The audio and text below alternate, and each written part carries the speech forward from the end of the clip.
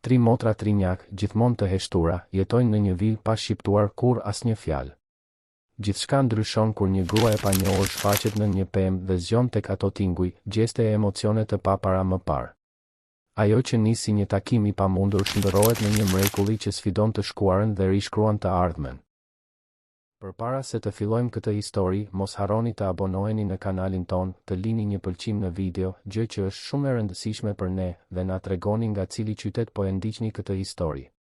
Në vilën me tulla të ekspozuara që ngrihej madhështore në rrugën e Dafinave, në lagjen e njohur të Bllokut, në Tiranë, heshtja kishte një peshë pothuajse të prekshme. Nuk ishte heshtja e zakonshme e një shtëpie të mirë organizuar, ku shurmat kufizohen në tiktakun e orës dhe zukatjen e largët të pajisjeve elektroshtëpiake. Ishte një heshtje ndryshe, e ngarkuar me pritshmëri dhe melankoli, sikur vetë shtëpia të mbante frymën, duke pritur diçka që këmbëngulte të mos vinte. Arben Krasniqi rregulloi kravatën për herë të tretë atë mëngjes, duke vëzhguar pasqyrimin e tij në pasqyrën e korridorit. Në moshën 38 vjeçare, ai mbante mbi supe peshën e të qenit një baba beqar i 3 vajzave 2 vjeçare. Tri trinjak identike që, pavarësisht gjallërisë dhe inteligjencës së tyre të dukshme, nuk kishin shqiptuar kur asnjë fjalë të vetme që kur kishin ardhur në jetë. Sofia, Besa dhe Elena.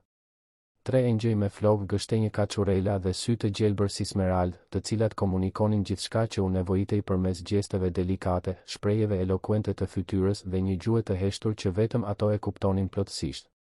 Arbeni kishte mësuar përmendësh çdo lëvizje, çdo shikim, çdo buzëqeshje të bijave të tij. Ai e dinte kur ishin të uritura, kur donin të luanin, kur ndiheshin të lodhura apo kur diçka i shqetësonte. Ishte një komunikim i përsosur dhe në të njëjtën kohë dëshpërimisht i kufizuar.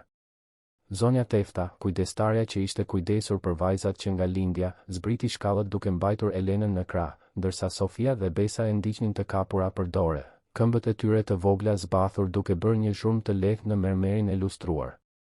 Të treja mbanin veshur fustane identike pambuku bojqielli, me lule të vogla të qëndisura, dhe dukeshin si kukulla porcelani që kishin marrë jetë. Mirë mëngjes, zoti Arben, përshëndeti zonja Tefta, një grua 60 vjeçare, me flokë të thinjur gjithmonë të mbledhur në një topuz të patëmet dhe një buzëqeshje amësore që ngrohte ambientin. Vajzat u zgjuan herët sot. Ishin të shqetësuara, sikur po prisnin diçka të veçantë. Arbeni u përkul për të qenë në nivelin e vajzave të tij, duke hapur krahët. Sofia ishte e para që vrapoi drejt tij, e ndjekur shpejt nga Besa. Elena, ende në krahët e kujdestares, zgjati krahët e saj të vegjël drejt të atit, i cili e mori me delikatesë. Përqafimi i mëngjesit ishte një ritual i shenjtë në familjen Krasniqi, një moment kur dashuria fliste më fort se çdo fjalë. Zemrat e mia, pëshpëriti Arbeni, duke puthur secilën prej tyre në ballë. Si jeni sot? Vajzat u përgjigjen me buzëqeshjet e tyre rrezatuese, duke prekur butësisht fytyrën e babait me duart e tyre të vogla e të buta. Sofia tregoi me gisht dritaren e dhomës së ndenjes, duke bërë gjeste që Arbeni tashmë i njihte mirë. Ajo donte të shkonte në kopsht për të luajtur. Besa tundi kokën në shenjë mohimi, duke preferuar të qëndronte brenda, ndoshta duke vizatuar ose duke montuar puzzle-at e saj të preferuar. Elena, mësoditësja e të trejave, vetëm vëzhgonte gjithçka me sytë e saj të vëmendshëm, sikur po regjistronte çdo detaj në kujtesë. Sot është e hënë, tha Arbeni, duke parë orën. Kam disa takime të rëndësishme në zyrë, por premtoj se do të kthehem herët që të luajmë bashkë. Si thua sikur zonja Tefta t'ju çoj në këndin e ri të lojrave që kam instaluar në kopsht. Të treja u gjallëruan dukshëm, duke duart trokitur dhe duke kërcyer nga gëzimi. Ishte mbresëlënëse se si arrinin të shfaqnin kaq shumë lumturi pa nxjerrë asnjë tingull të vetëm. Arbeni buzëqeshi, por thellë në zemër, një therje trishtimi e goditi. Sa herë kishte ëndërruar të dëgjonte fjalët babi, të dua ose një tungë të thjesht të dilnin nga buzët e vajzave të tij. Pas mëngjesit të shërbyer në verandën me pamje nga kopshti, Arbeni u nda me vajzat me më shumë puthje e përqafime. Ato e shoqëruan deri te dera, duke i tundur duart e tyre të vogla, ndërsa ai hynte në makinë. Zonja Tefta mbeti duke vëzhguar nga dritarja derisa bëmja e zezë u zhduk në kthesën e rrugës.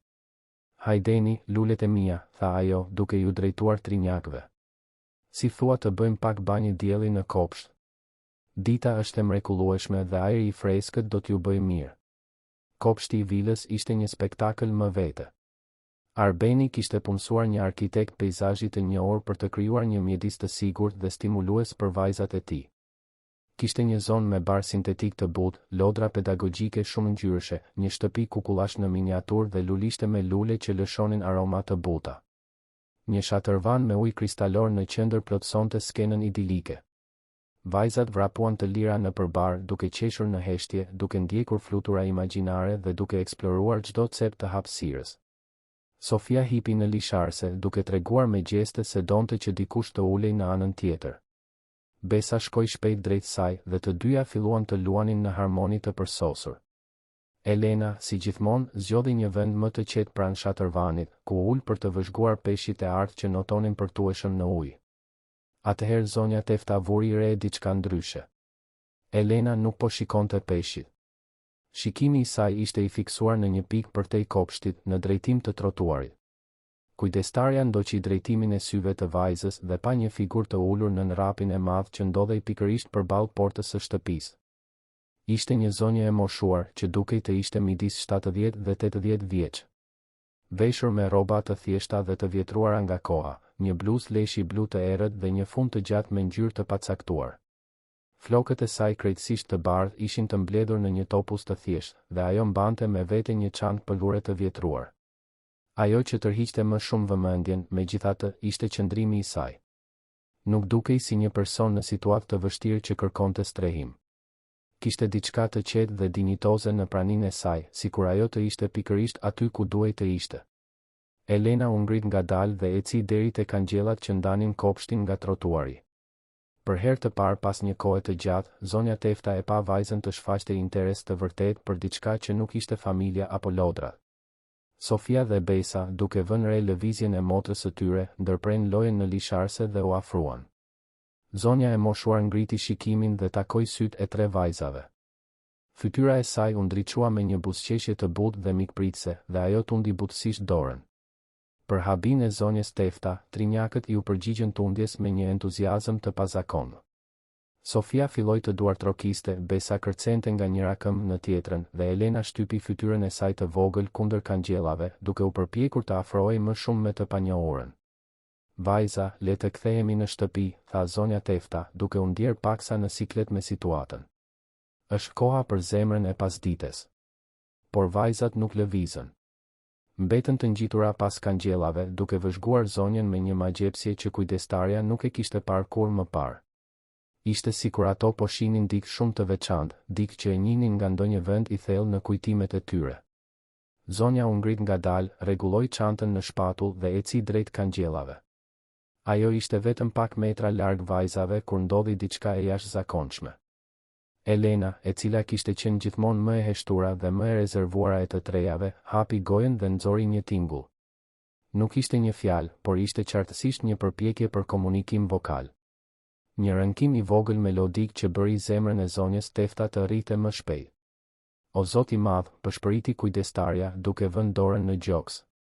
Zonja buzëqeshi edhe më gjerë dhe ju afrua kangjellave. Përshëndetje, vogëlushe, tha ajo me një zë të ëmbël dhe melodios, të ngarkuar me dashuri. Ju jeni shumë të bukura. Si quheni? Vajzat u pan me njëra tjetrën dhe, për habin e plot të zonjës Tefta, të treja hapën gojën njëkohësisht, duke nxjerrë tinguj gutural që i afroheshin përpjekjeve për të folur. Nuk ishin fjalë të njohura, por ishte e qartë se ato po përpiqeshin t'i përgjigjeshin pyetjes së zonjës. Hajdeni, vajza, këmbënguli zonja Tefta, tashmë duke u afruar për t'i marrë. Duhet të hyjmë brenda. Me ngurim, trinjakët u larguan nga kangjellat, por vazhduan të shikonin pas, duke i tundur dorën zonjës që qëndronte e palvizur në anën tjetër. E moshuara ja ktheu tundjen dhe, ngadalë, u ul përsëri në pemë, sikur të ishte vendi i saj i natyrshëm në boll. Gjatë pjesës tjetër të pasdites, vajzat ishin të paqeta. Në vend që të luanin me lodrat e tyre të preferuara ose të shikonin filmat vizatimor që zakonisht u pëlqenin, ato vraponin deri te dritaret me pamje nga rruga, duke u përpjekur të shihnin nëse zonja ishte ende aty. Dhe ajo ishte. E ulur në të njëjtin vend, me të njëjtën qetësi, sikur po priste diçka. Kur Arbeni mbërriti në shtëpi në fund të pasdites, i gjeti vajzat të ngjitura pas dritares së dhomës së ndenjes. Zonja Tefta e priti me një shprehje të shqetësuar. Zoti Arben, duhet t'ju tregoj diçka të çuditshme që ndodhi sot, tha ajo, duke e çuar drejt kuzhinës ndërsa vajzat vazhdonin të ishin në dhomën e ndenjes. U shfaq një zonjë e moshuar këtu përballë shtëpisë dhe vajzat u magjepsën pas saj. Më shumë se kaq, ato u përpoqën të flisnin. I dëgjova me veshët e mi. Arbenit ju zmadhuan syt. Si kështu, u përpoqën të flisnin? Ato bën tinguj, zotëri. Tinguj që dukeshin si përpjekje për të formuar fjalë. Elena ishte e para, pastaj Sofia dhe Besa. Dhe ka edhe diçka tjetër të çuditshme, nuk donin të largoheshin nga dritarja gjatë gjithë ditës. Është sikur të ishin të hipnotizuara nga prania e asaj gruaje. Arbeni eci drejt dhomës së ndenjes dhe i gjeti vajzat e tij pikërisht aty ku kishte thënë zonja Tefta. Ato ishin të përqafuara, duke shikuar të fiksuara nga dritarja. Ai u afrua dhe shikoi në të njëjtin drejtim. Aty ishte ajo, zonja e moshuar, ende e ulur në pemë. Edhe në fund të ditës, me dritën e artë të muzgut, ajo mbante të njëjtin pozicion të qetë. Kush të jetë ajo, pëshpëriti Arbeni me vete. Sikur ta kishin dëgjuar pyetjen e babait, të tre vajzat u kthyen drejt tij njëkohësisht. Sytë e tyre të gjelbër shkëlqenin me një intensitet që ai nuk e njihte. Sofia zgjati krahun drejt dritares duke treguar zonjën. Besa kapi dorën e babait dhe u përpoq ta tërhiqte drejt derës. Elena, më befasuesja nga të gjitha, hapi gojen dhe nxori një sekuencë tingujsh që tingëlluan pothuajse si një fjalë. Çfarë ishte kjo? Pyeti Arbeni, duke u përkulur për të qenë në nivelin e vajzës. Elena, lulja ime, çfarë po përpiqesh të më thuash? Elena u përpoq përsëri dhe këtë herë tingulli ishte më i qartë. Ende nuk ishte një fjalë e plot, por kishte diçka në ata tinguj që dukej e njohur, sikur ajo po përpiqej të thoshte diçka shumë të rëndësishme. Arbeni shikoi përsëri nga dritarja. Zonja ishte ngritur dhe ecte ngadalë përgjatë trotuarit. Vajzat u shqetësuan duke shtypur duart kundër xhamit të dritares, sikur donin të dilnin me vrap për ta takuar. Ishte hera e parë që Arbeni i shihte vajzat e tij të shfaqnin një urgjencë të tillë ndaj diçkaje ose dikujt jashtë rrethit familjar. Zonja Tefta, e thiri ai. Mendoj se duhet ta dim se kush është kjo zonjë. Nuk mund të jetë rastësi që vajzat reagojnë në këtë mënyrë pikërisht ditën kur ajo shfaqet. Mendoni se duhet të flasim me të? Pyeti kujdestarja, paksa hezituese. Nuk e di. Por nëse ajo ka zgjuar diçka te vajzat, diçka që të gjithë mjekët dhe specialistët nuk arritën ta zgjonin, ndoshta ja vlen të zbulojmë se çfarë po ndodh. Ndërsa bisedonin, vajzat vazhdonin të ishin te dritarja. Sofia kishte vënë dorën mbi zemër, siç bënte gjithmonë kur ishte shumë e emocionuar. Besa lëkunte trupin nga njëra anë në tjetrën, në një ritëm që të kujtonte një këngë të heshtur. Dhe Elena vazhdonte të nxirrte ata tinguj të butë, sikur po këndonte një melodi që vetëm ajo mund ta dëgjonte.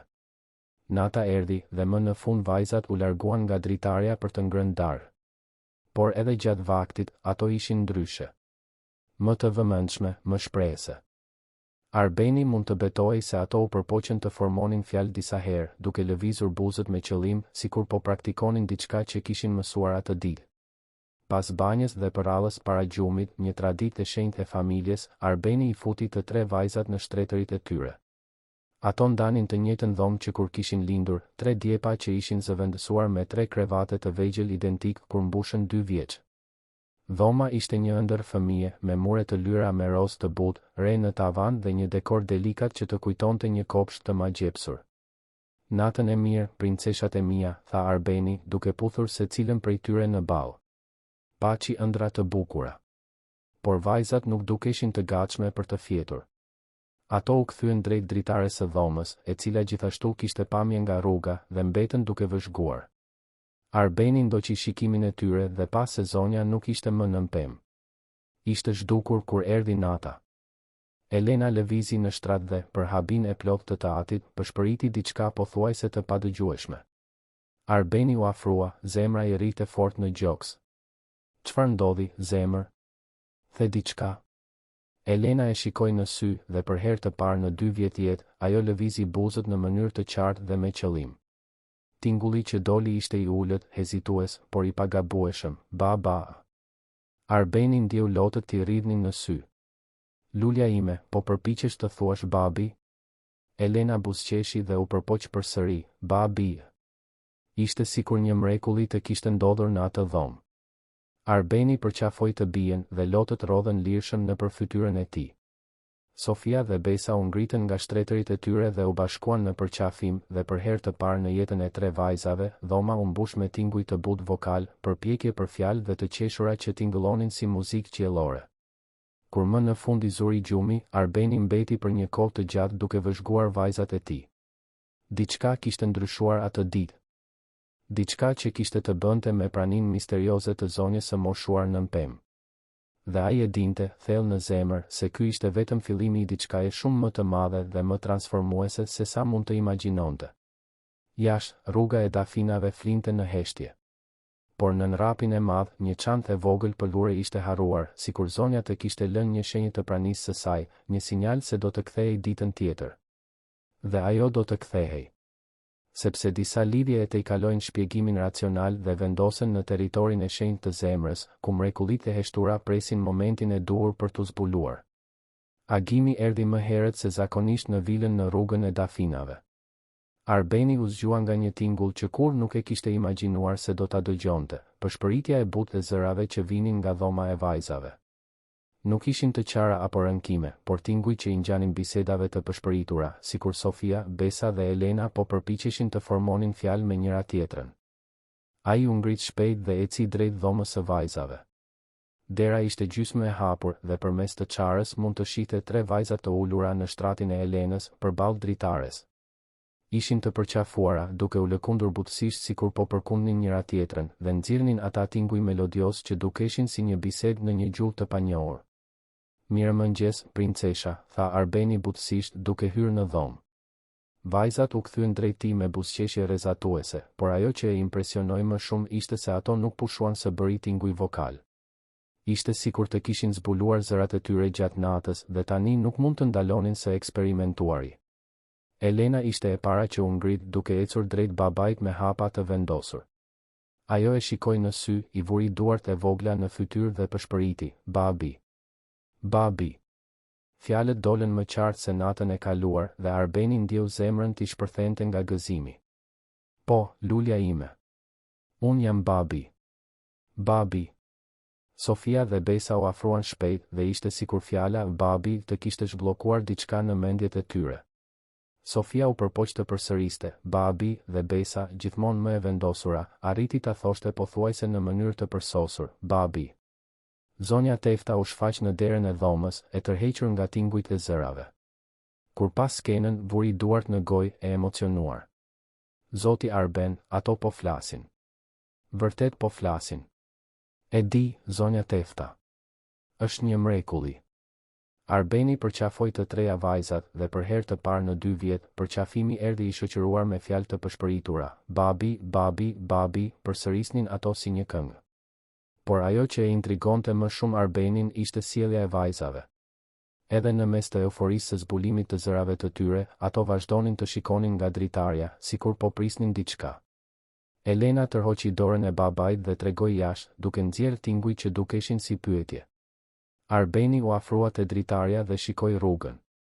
Aty ishte ajo përsëri. Zonja e moshuar e ulur në të njëjtin vend në rapin e madh, në të njëjtin pozicion të qetë si ditën e kaluar.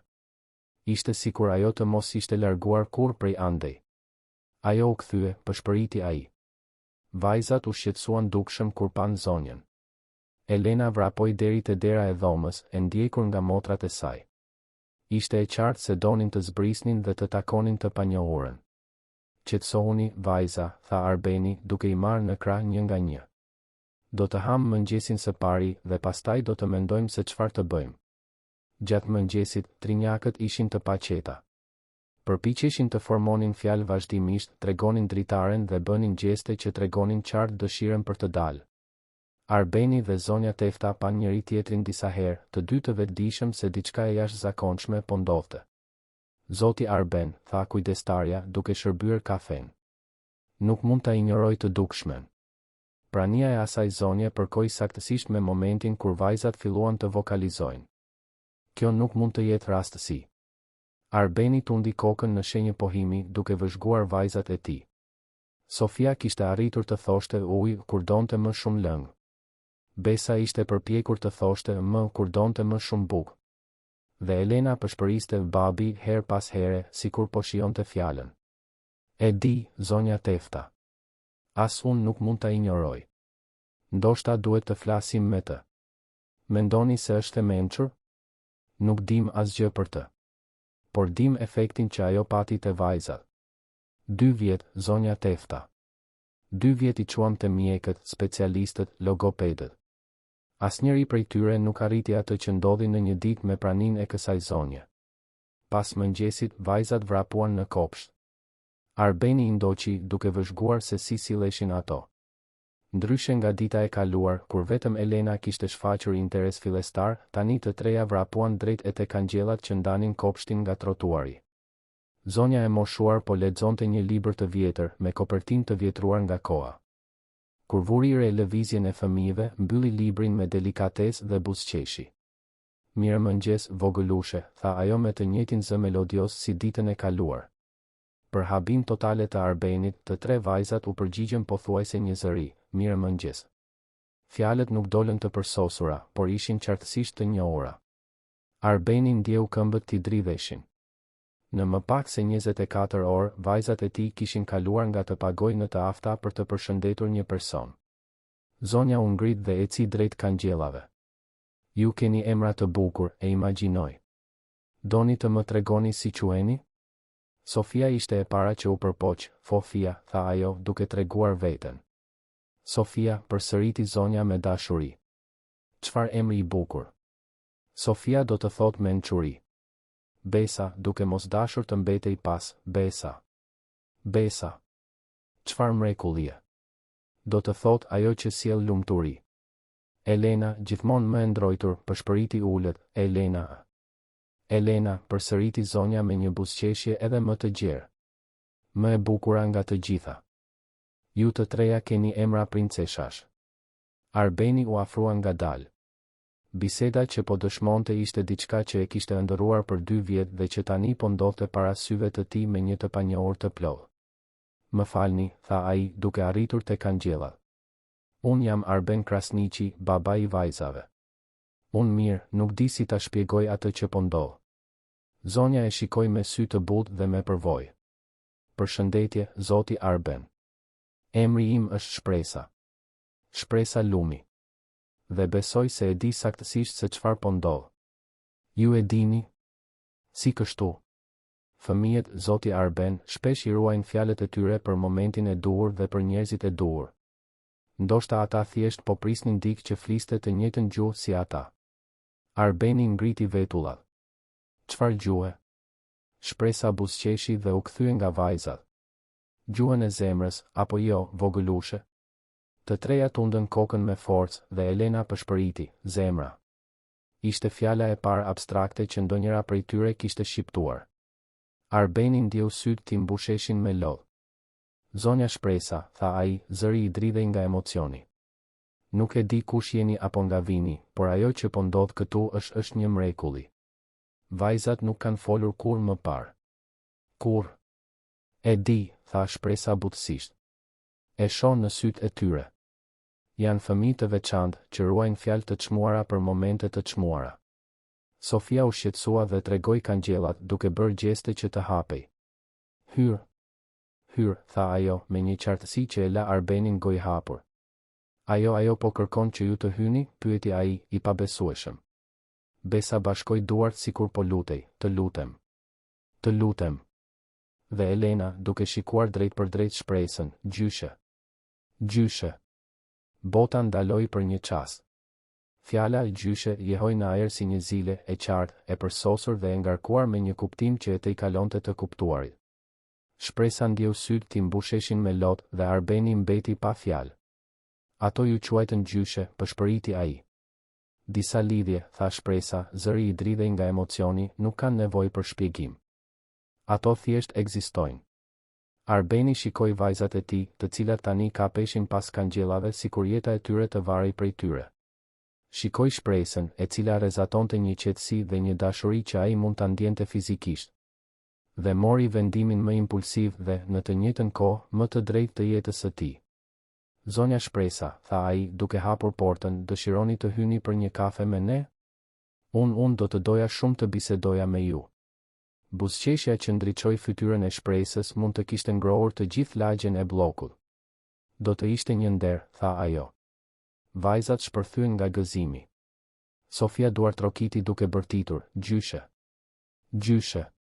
Besa kërceu nga njëra këmbë në tjetrën duke kënduar tinguj melodios që i ngjanin një këngë lumturie. Dhe Elena vrapoi drejtë në krahët e Shpresës, e cila e priti sikur të ishte mbesa e saj. Elena ime e vogël, përshpëriti Shpresa duke përqafuar vajzën.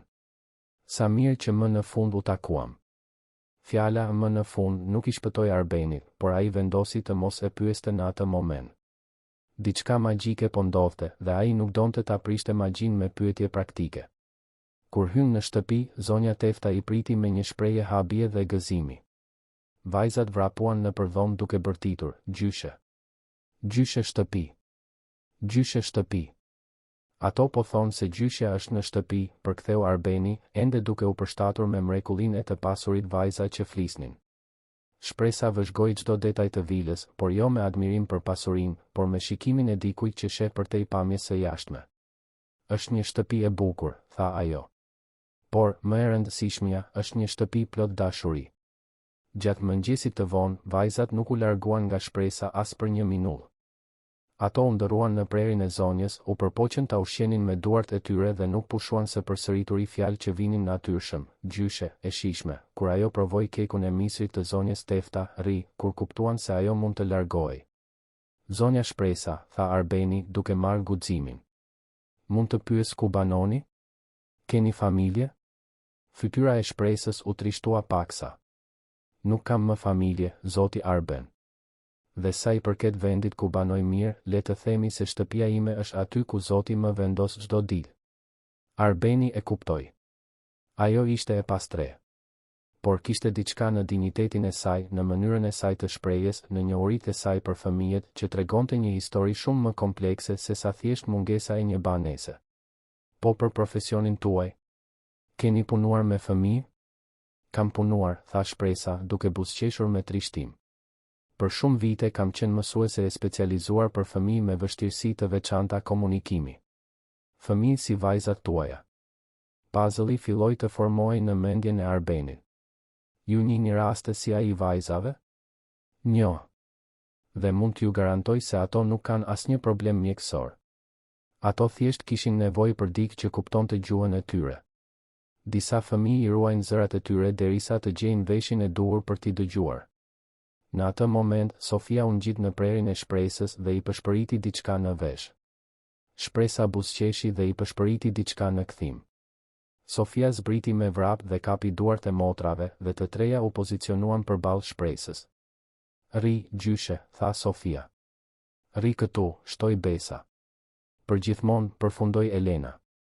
Të tre vajzat kishin formuar fjalit e tyre të para të plota, dhe të gjitha ishin një lutje dëshpëruese që Shpresa të mos largohej. Arbeni shikoi vajzat e tij, pastaj Shpresën, dhe ndjeu se ishte përballë një vendimi që do të ndryshonte jetën e tyre përgjithmonë. Nuk ishte një vendim racional. Ishte një vendim i zemrës. Zonja Shpresa, tha ai, zëri i tij i prerë pavarësisht emocionit. E di që sapo unë njoham dhe e di që mund të duket çmenduri, por do të doja që ju të qëndronit këtu me ne. Për aq kohë sa të doni.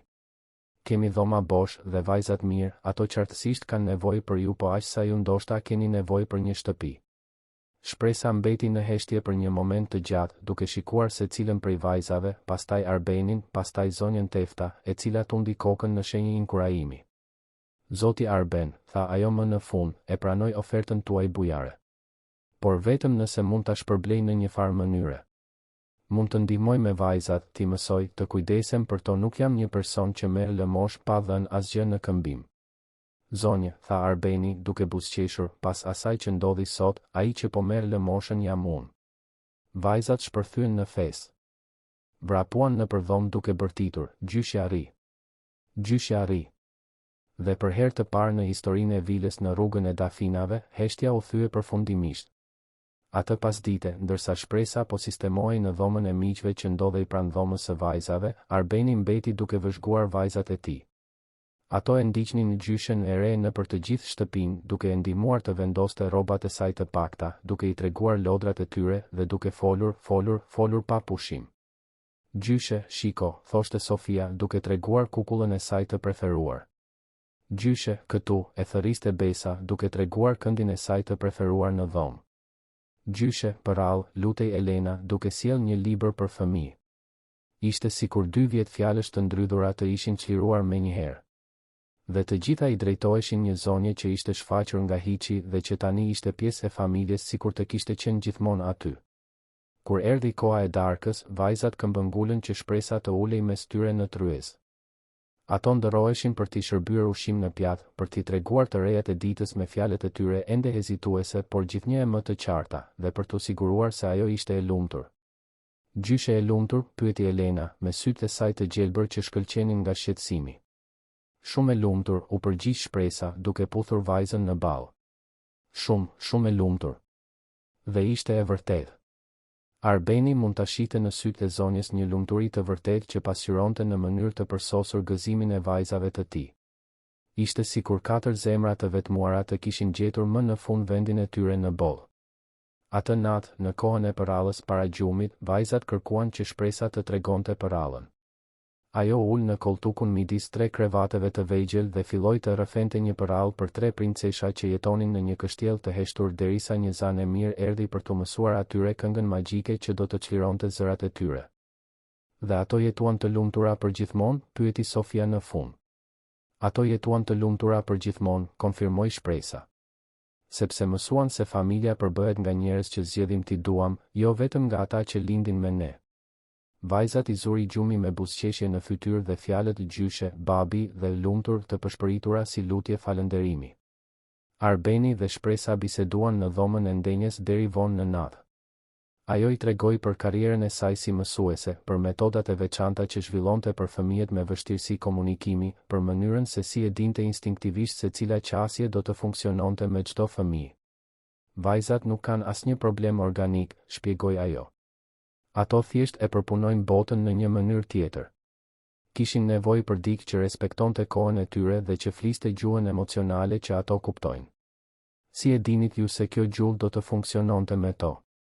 Shpresa buzëqeshi në mënyrë misterioze. Intuita. Dhe përvoja. Jam kujdesur për një fëmijë shumë të ngjashëm me vajzat tuaja. Një vajzë që gjithashtu i ruante fjalët e saj për momentin e duhur. Kishte diçka në mënyrën se si e tha këtë që e bëri Arbenin të ndjente se kishte më shumë histori për t'u treguar. Por jo atë natë. Atë natë mjaftonte që vajzat e tij po flisnin, që ishin të lumtura dhe që një zonjë e veçantë kishte ardhur në jetën e tyre si një engjëll mbrojtës i maskuar.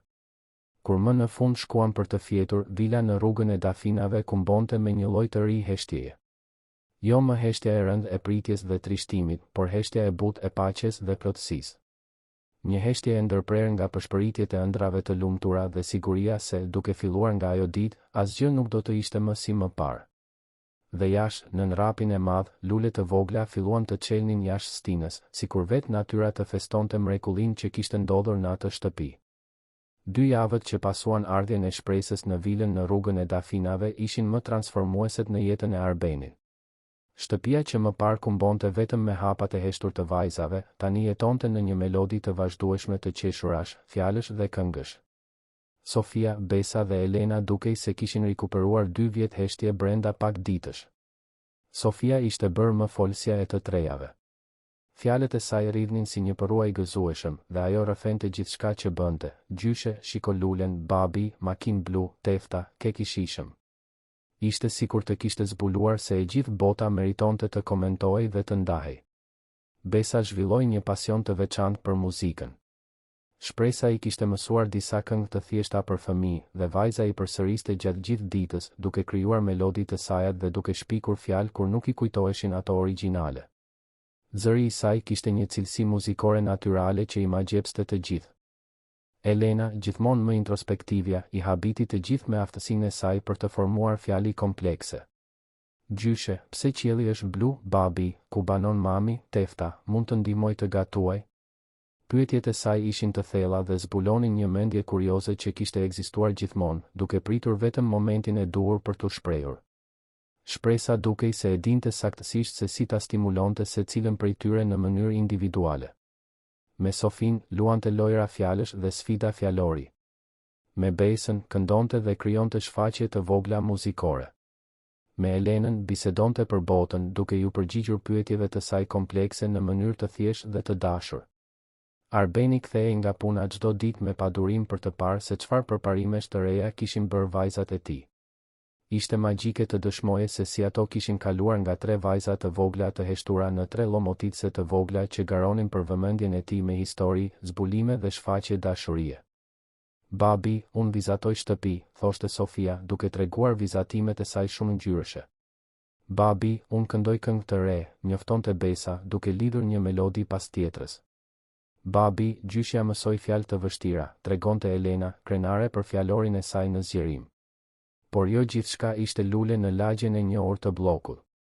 Përballë rrugës, në vilën edhe më madhështore me numër 847, Veronika Berisha vëzhgonte lëvizjen në shtëpinë e familjes Krasniqi me një irritim në rritje. Në moshën 50 vjeçare, ajo e konsideronte veten rojen morale të lagjes, një grua me ndikim e martuar me një biznesmen të rëndësishëm, e cila nuk toleronte asgjë që mund të zhvlerësonte zonën. Kjo është e papranueshme, Ferdinand, i thoshte ajo të shoqit gjatë darkës, duke treguar me gisht nga dritarja në drejtim të shtëpisë së Arbenit. Ai burr ka futur një lypse brenda në shtëpi. Një lypse. Në lagjen tonë. Ferdinand Berisha, një burr me pak fjalë që preferonte bizneset e tij sesa shqetësimet sociale të së shoqes, vetëm mërmëriti, Veronika, nuk është puna jonë se çfarë bëjnë fqinjet në shtëpitë e tyre. Nuk është puna jonë? Po kur të fillojnë të shfaqen më shumë njerëz si ajo këtu? Po kur lagja jon të bëhet pikë takimi për të pastrehet? E ke menduar këtë? Veronika ishte kujdesur të hetonte se kush ishte zonja që tani jetonte me familjen Krasniqi. Punsoi një detektiv privat dhe zbuloi se shpresa Lumi nuk kishte një adresë fikse prej të paktën 5 vitesh. Nuk zotëronte dokumente të përditësuara, nuk kishte të ardhura të provuara apo referenca profesionale të kohëve të fundit.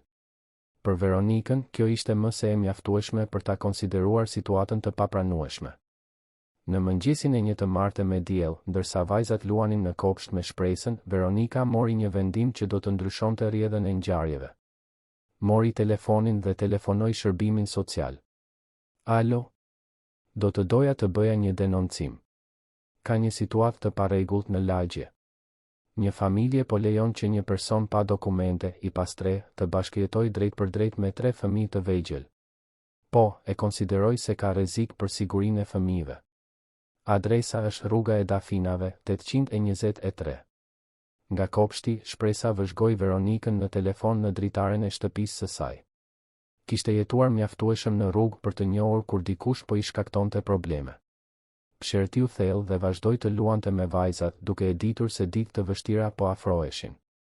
2 ditë më vonë, të njëjtën, 2 punonjëse sociale nga shërbimi social u shfaqën në derën e vilës së familjes Krasniqi. Arbeni ishte në punë dhe zonja Tefta i priti profesionistët me nervozizëm të dukshëm. Jemi nga shërbimi social, tha më e moshuara e të dyjave, një grua me flokë të thinjur dhe shikim serioz e quajtur Marcela. Kemi marrë një denoncim për situatën e 3 vajzave që banojnë në këtë adresë. Duhet të verifikojmë kushtet në të cilat ato po jetojnë. Zonja Tefta i çoi në dhomën e ndenjes, ku shpresa po u lexonte vajzave. Sofia, Besa dhe Elena vrapuan për të përqafuar vizitoret e tyre, duke folur të gjitha në të njëjtën kohë. Përshëndetje. Unë Sofia. Unë këndoj këngë. Doni të luani? Punonjëset sociale pan njëra tjetrën, të habitura. Prisnin të gjenin fëmijë në situatë të vështirë, por ajo që pan ishin 3 vajza të shëndetshme, të gëzuara dhe qartësisht të mirë kujdesura. Ato nuk flisnin para 2 javësh, shpjegoi zonja Tefta. Prania e zonjës shpresa u azgjoi të folurën. Marcela i u prezantua formalisht shpresës, e cila u ngrit me dinjitet. Zonjë, duhet të shoh dokumentet tuaja dhe të kuptoj se cila është marrëdhënia juaj me fëmijët dhe me familjen. Shpresa tundi kokën me qetësi. Mund ta shpjegoj situatën time. Por së pari, do të doja që baba i vajzave të ishte i pranishëm. Besoj se ai ka të drejtë të di se çfarë po ndodh. Zonja Tefta i telefonoi Arbenit, i cili anuloi të gjitha takimet e ditës dhe u kthye me vrap në shtëpi. Kur mbërriti dhe pa punonjëset sociale, e kuptoi menjëherë se dikush e kishte denoncuar situatën. Zoti Krasniqi, tha Marcela pas prezantimeve, kemi marrë një denoncim anonim që pretendon se ka një person pa dokumente që bashkëjeton me vajzat tuaja të mitura. Duhet të verifikojmë nëse fëmijët janë të sigurt dhe nëse situata është brenda ligjshmërisë. Arbeni shikoi shpresën, e cila qëndronte e qetë, dhe pastaj vajzat e tij, të cilat luanin të gëzuara në këmbët e gjyshes. Mund ta shpjegoj të gjithë situatën, tha ai. Por së pari, do të doja që zonjat të vëzhgonin gjendjen e vajzave të mia. Gjatë orës së ardhshme, punonjëset sociale biseduan me vajzat, vëzhguan shtëpinë, verifikuan kushtet e higjienës dhe ushqimit dhe bën pyetje për rutinën familjare. Ishte e pamundur të mohojë se fëmijët ishin të shëndetshëm, të lumtur dhe qartësisht të mirë kujdesur. Vajzat paraqesin zhvillim kognitiv dhe emocional mbi mesataren për moshën, shënoi punonjësja sociale më e re, e quajtur Anila. Shfaqin lidhje afektive të shëndetshme me të gjithë të rriturit e pranishëm dhe fjalor të avancuar. Po, konfirmoi Marcela.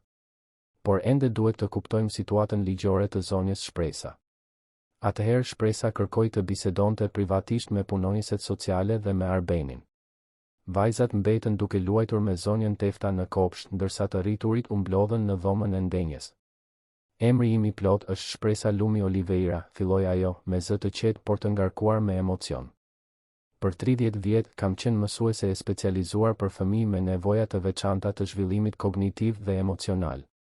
Kisha shkollën time, shkollën Shpresa, në Durrës. Arbeni e dëgjoi me vëmendje, duke kuptuar se më në fund do të njihte historinë e plot të gruas që kishte transformuar familjen e tij. 5 vjet më parë, vazhdoi Shpresa, ndodhi një zjarr aksidental në shkollë. Askush nuk u lëndua, fal Zotit, por ndërtesa u shkatërrua plotësisht. Kisha investuar të gjitha kursimet e mia në shkollë dhe sigurimi nuk mbuloi të gjitha dëmet. Institucioni falimentoi. Zëri I saj u drodh paksa para se të vazhdonte.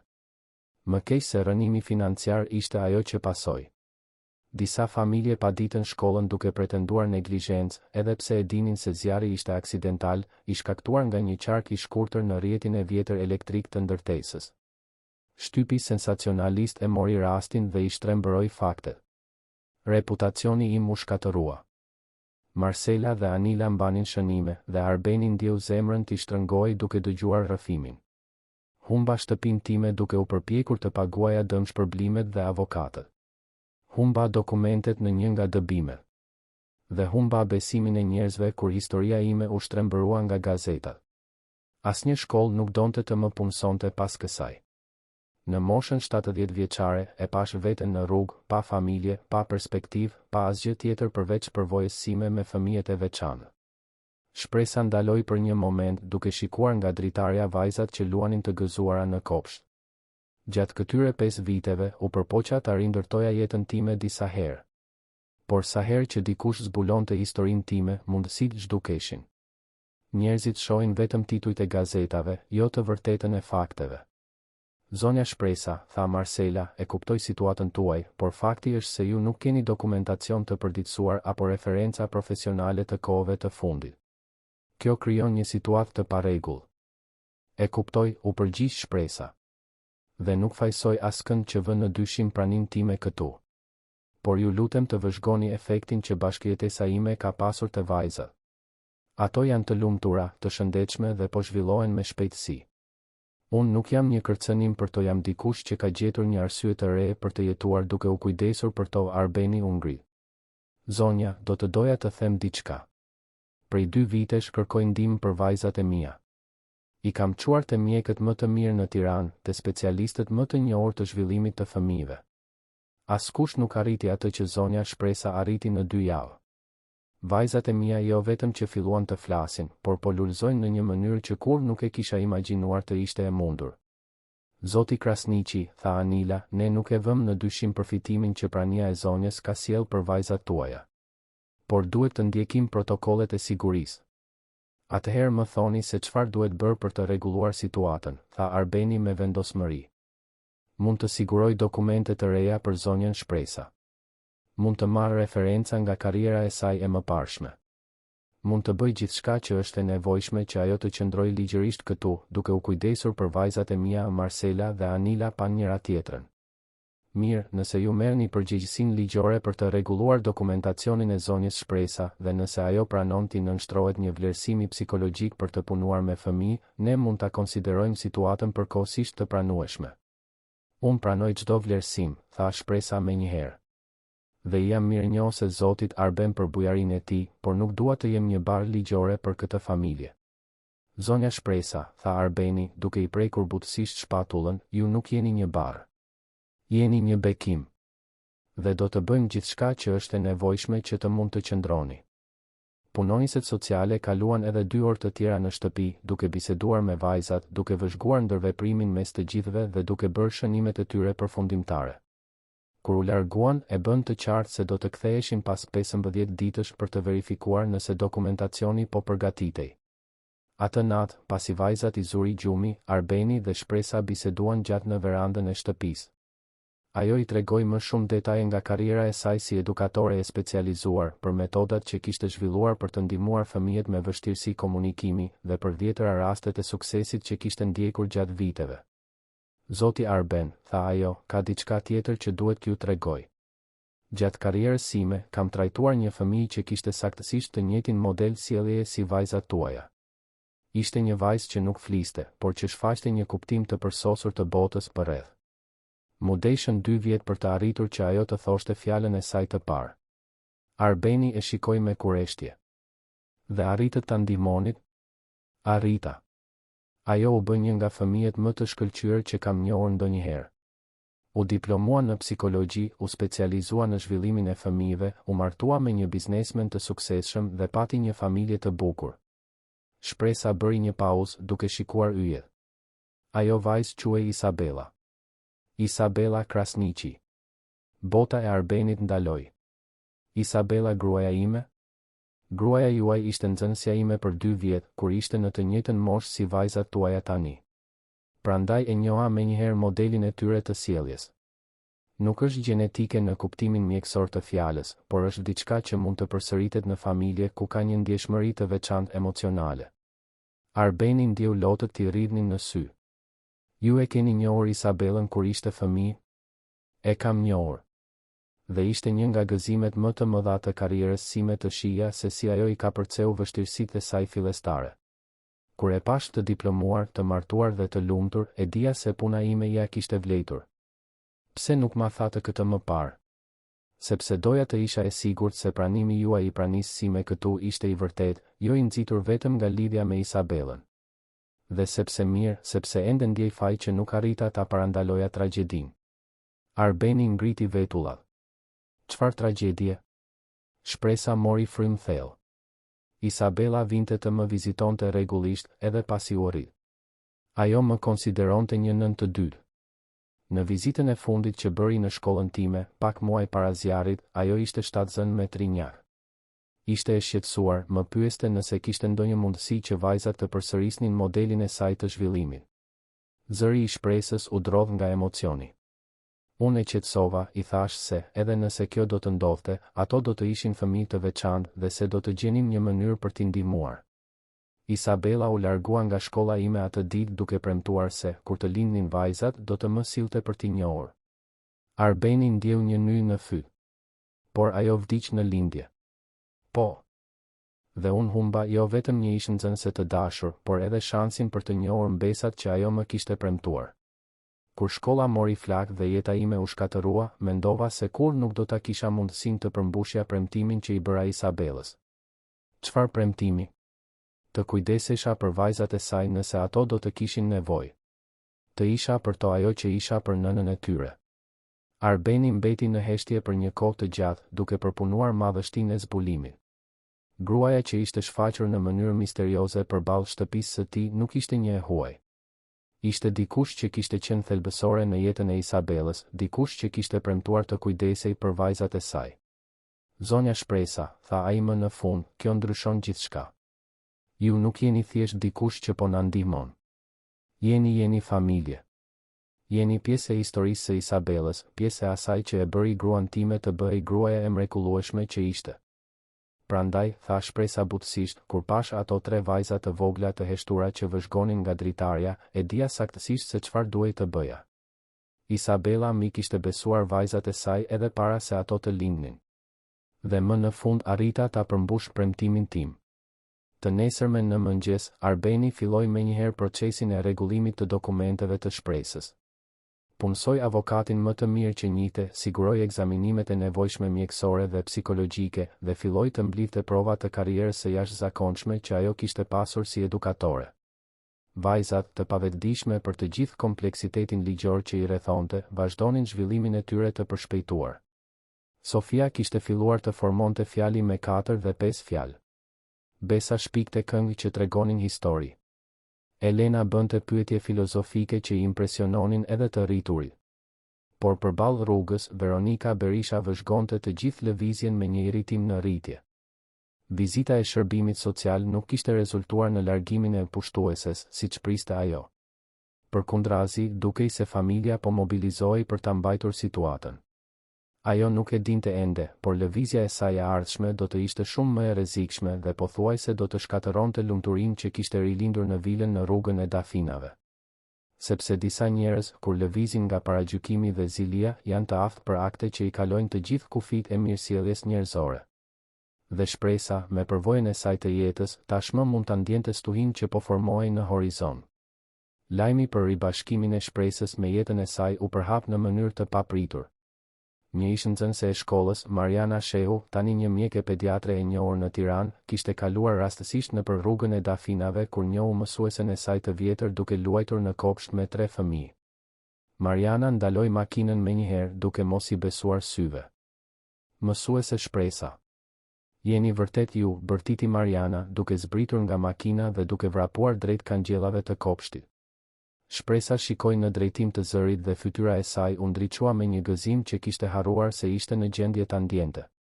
Mariana. Mariana ime e dashur. Ribashkimi ishte emocionues. Mariana përqafoi shpresën përmes kangjellave ndërsa Sofia, Besa dhe Elena vëzhgonin me kureshtje këtë vizitore të re që e bënte gjyshen e tyre të qante me lot gëzimi. Mësuese, ju u zhdukët. Ne u përpoqëm t'ju gjenim pas zjarrit, por askush nuk e dinte ku ishit. Çfarë ndodhi? Si jeni këtu?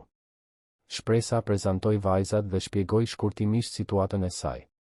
Mariana u emocionua kur mësoi se ajo kishte gjetur përsëri një qëllim, duke u kujdesur për vajzat e një ishënxënëseje.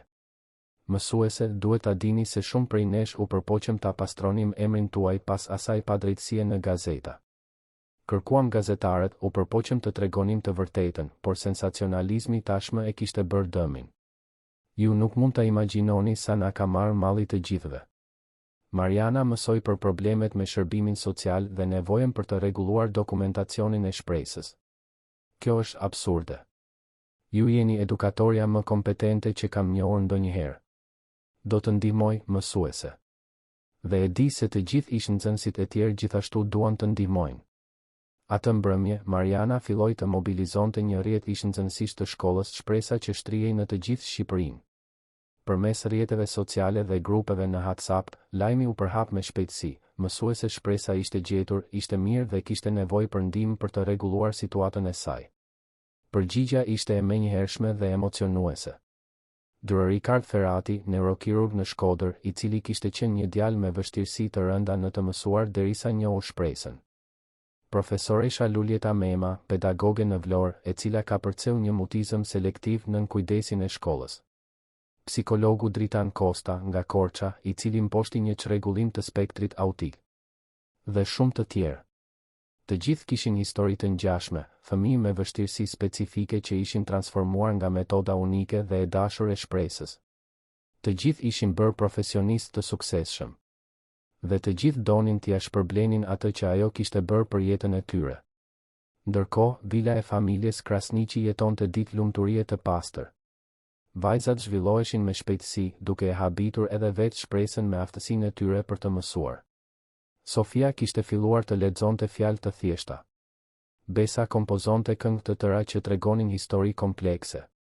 Elena bënte pyetje që zbulonin një arsyetim filozofik mbresëlënës për një fëmijë 2 vjeçar. Gjyshe, pyeti Elena një mëngjes të shtunë, pse disa njerëz janë të trishtuar? Shpresa, e cila po përgatiste mëngjesin me ndihmën e vajzave, ndaloi për të menduar për përgjigjen. Ndonjëherë, lulja ime, njerëzit janë të trishtuar sepse nuk i kanë gjetur ende njerëzit e tjerë që do t'i bëjnë të lumtur. Siç isha unë e trishtuar para se t'ju gjeja juve. Dhe tani gjyshja është e lumtur? Tani gjyshja është më e lumtur se kur nuk e kishte imagjinuar se mund të ishte përsëri. Arbeni, i cili dëgjonte bisedën nga dhoma e ndenjes, buzëqeshi kur kuptoi se si shpresa gjithmonë gjente mënyra të thjeshta dhe të thella për t'u përgjigjur pyetjeve komplekse të Elenës. Vajza e tij kishte trashëguar jo vetëm inteligjencën e nënës, por edhe ndjeshmërinë e saj të jashtëzakonshme emocionale. Gjithçka dukej se po shkonte drejt një zgjidhjeje të përsosur kur, një të martë në mëngjes, situata mori një kthes të papritur dhe të rrezikshme. Veronika Berisha, e frustruar nga dështimi i denoncimit të saj të parë, vendosi t'u drejtohej metodave më drastike. Ajo kishte punësuar një hetuese private, Donika Rama, një grua pa skrupuj që specializohej në raste problematike kujdestarie dhe që nuk hezitonte të përdorte metoda të dyshimta për të arritur rezultate. Dua që ajo grua të largohet nga ajo shtëpi, i tha Veronika Donikës gjatë një takimi në një kafe diskrete në qendër të Tiranës. Dhe dua që kjo të ndodhë në një mënyrë që ajo të mos kthehet më kurrë. Donika ekzaminoi dosjen me informacionet për shpresën që Veronika kishte mbledhur. Pa dokumente të përditësuara, histori problemesh ligjore me shkollën, e pastre mund të punoj me këtë. Por do të kushtoj shtrenjtë dhe do të kërkoj disa rregullime në dokumentacion. Veronika nuk hezitoi. Bëj çfarë të duhet. Kam para dhe lidhje. Dua vetëm rezultate. Ajo që bëri Donika më pas ishte një nga gjërat më të poshtra që mund të imagjinohen. Ajo falsifikoi dokumente që pretendonin se shpresa ishte dënuar për neglizhencë kriminale në rastin e zjarrit në shkollë. Krijoi një sketë false në sistemin gjyqësor që tregonte se kishte një urdhër arresti të hapur kundër saj. Dhe korruptoi një punonjës të shërbimit social për t'u dhënë besueshmëri akuzave. Të njëjtën në mëngjes, 2 javë pas vizitës së parë, shërbimi social u kthye në shtëpinë e familjes Krasniqi. Por këtë herë nuk ishin vetëm Marcela dhe Anila. Ato erdhën të shoqëruara nga 2 policë dhe mbanin dokumente që pretendonin se vërtetonin akuza penale kundër shpresës. Arbeni ishte në punë kur ata mbërritën. Zonja Tefta i priti në derë, dukshëm nervoze kur pa policët. Duhet të flasim me zonjën Shpresa Lumi Oliveira, tha Marcela, me një seriozitet që nuk e kishte shfaqur në vizitën e mëparshme. Dhe duhet që fëmijët të qëndrojnë larg gjatë kësaj bisede. Shpresa ishte në kopsht me vajzat kur u thirr. Kur pa policët, gjaku i ngriu. E njohu menjëherë situatën, dikush kishte fabrikuar prova kundër saj. Kishte jetuar mjaftueshëm në rrugë për të ditur kur po e përndiqnin. Vajza, u tha ajo me qetësi trinjakve, shkoni luani në dhomë me zonjën Tefta. Gjyshja duhet të bisedoj me këta njerëz. Sofia, Besa dhe Elena e kuptuan menjëherë tensionin në ajër. Fytyrat e tyre të vogla u mbyllën nga shqetësimi dhe ato u kapën pas këmbëve të shpresës. Gjyshja nuk do të ikë, pyeti Sofia, me sytë që tashmë po i mbusheshin me lodh. Gjyshja ri këtu, u lut Besa, duke e mbajtur fort dorën e mësueses. Gjyshe, kam frikë, rrëfeu Elena, duke fshehur fytyrën në fustanin e shpresës. Qetë, zemrat e mia, tha shpresa, duke puthur se cilën prej tyre në ballë. Gjyshja vetëm do të bisedoj pak. Shumë shpejt do të luajmë përsëri. Por vajzat nuk ishin budallaqe. Kishin zhvilluar një ndjeshmëri të mprehtë emocionale dhe mund ta ndjenin se diçka shumë e gabuar po ndodhte. Me ngurim, shkuan me zonjën Tefta brenda në shtëpi, por mbetën të ngjitura pas dritares, duke vëzhguar gjithçka. Zonja Shpresa, tha Marcela, duke konsultuar dokumentet e falsifikuara, kanë dalë informacione të reja për të kaluarën tuaj. Sipas këtyre dokumenteve, ka një urdhër arresti të hapur kundër jush për neglizhencë kriminale në rastin e zjarrit në shkollën tuaj. Shpresa u zbe. Kjo është e pamundur. Unë nuk jam dënuar kurrë për asnjë krim. Zjarri u hetua dhe u konsiderua aksidental. Dokumentet tregojnë të kundërtën, tha një nga policët. Zonjë, do të më duhet të vini me ne për sqarime. Në atë moment trinjakët e kuptuan se gjyshja e tyre do të merrej. Ulërima që doli nga të 3 fëmijët njëkohësisht ishte zemërthyese. Ato vrapuan jashtë shtëpisë duke kaluar pranë zonjës Tefta që u përpoq t'i mbante dhe u hodhën në krahët e shpresës. Jo! Mose e merrni gjyshen, bërtiti Sofia me një zë që zbulonte dëshpërim të pastër. Gjyshja Rori. Gjyshja jona, qau Besa, duke u kapur pas fustanit të mësueses sikur jeta e saj të varej prej tij. Elena, më e artikuluara, shikoi drejt për drejt policët, ju lutem, mos e merrni gjyshen ton. Ne kemi nevojë për të. Ajo nuk ka bërë asgjë të keqe. Skena ishte shkatëruese. 3 vajza të vogla 2 vjeçare, të cilat sapo kishin gjetur zërat e tyre, duke i përdorur ato për t'u lutur që të mos i ndanin nga personi që kishte transformuar jetën e tyre. Shpresa përqafoi vajzat duke u përpjekur të kontrollonte lotët e saj. Vajza, shikoni gjyshen. Ju jeni të forta, jeni të mençura, jeni të veçanta. Pavarësisht se çfarë ndodh, ju gjithmonë do të keni të gjitha fjalët që keni mësuar. Askush nuk mund t'ju heqë këtë. Por ne duam gjyshen këtu, këmbënguli Sofia. Gjyshja kthehet shpejt, pyeti Besa. Gjyshja premton se kthehet, u lut Elena. Shpresa nuk dinte çfarë të përgjigjej. Nuk mund të bënte një premtim që ndoshta nuk do të mund ta mbante. Gjyshja ju do më shumë se gjithçka në botë, tha ajo. Dhe dashuria e vërtet nuk ikën kurrë, edhe kur njerëzit duhet të largohen. Policët, dukshëm në siklet nga skena, këmbëngulën se duhej të niseshin. Zonja Tefta u përpoq t'i mbante vajzat ndërsa Shpresa ngrihej, por ato luftuan me dëshpërim. Dhe atëherë ndodhi diçka e tmerrshme. Ndërsa Shpresa largohej drejt makinës së policisë, të 3 vajzat thjesht pushuan së foluri. Heshtja që ra mbi kopsht ishte shurdhuese. Sofia, Besa dhe Elena mbetën të palëvizshme, të përqafuara me njëra tjetrën, duke vëzhguar makinën që largohej, por pa nxjerrë asnjë tingull. Ishte sikur trauma e ndarjes të kishte fshirë 2 muaj përparime brenda pak sekondash. Zonja Tefta i telefonoi menjëherë Arbenit, i cili doli me vrap nga zyra. Kur mbërriti në shtëpi dhe i gjeti vajzat përsëri të pagoj, të përqafuara në një cep të dhomës, duke shikuar të fiksuara nga dritarja siç kishin bërë para ardhjes së Shpresës, ndjeu sikur bota e tij ishte shembur. Çfarë ndodhi? Ku është Shpresa? Pyeti ai, i dëshpëruar. E morën, zoti Arben, qau zonja Tefta. Thanë se kishte një urdhër arresti. Vajzat e pan gjithçka dhe ato pushuan së foluri përsëri. Arbeni u gjunjëzua para vajzave, duke u përpjekur të bënte kontakt me sy me to. Sofia, Besa, Elena, flisni me babin. Thoni diçka, ju lutem. Por vajzat vetëm e shikuan me sytë e tyre të gjelbër plot trishtim, duke lëvizur buzët në heshtje, siç kishin bërë para se Shpresa të vinte në jetën e tyre. Ndërkohë, në një komisariat në qendër të Tiranës, Shpresa priste në një dhomë marrjeje në pyetje. Shefi i komisariatit, Durgenc Plana, ekzaminonte dokumentet që kishte marrë me një dyshim në rritje. E dini, zonja Shpresa, tha ai, ka diçka të çuditshme në këto letra. Vulat duken shumë të reja për dokumente të 5 viteve më parë. Dhe numri i çështjes nuk përputhet me sistemin ton. Shpresa e shikoi me shpresë të ri për të rirë. Zoti shef, betohem për gjithçka që është e shenjtë se këto dokumente janë false. Unë nuk jam dënuar kurrë për asnjë krim. Dikush po përpiqet të më fajsoj. Shefi mori telefonin. Do të verifikoj vërtetësinë e këtyre dokumenteve. Nëse zbuloj se janë false, kushdo që i ka prodhuar do të përgjigjet për falsifikim dhe shpifje. Ndërkohë, mrekullia që Arbeni nuk e dinte se ishte rrugës filloi të materializohej. Mariana Shehu kishte mobilizuar një operacion të vërtet shpëtimi. Në më pak se 3 orë, ish nxënës të Shpresës nga e gjithë Shqipëria filluan të mbërrinin në Tiranë. Dr. Ricard Ferrati mori me qira një avion privat dhe fluturoi nga Shkodra. Profesoresha Lulieta solli një furgon plot me kolegë nga Vlora.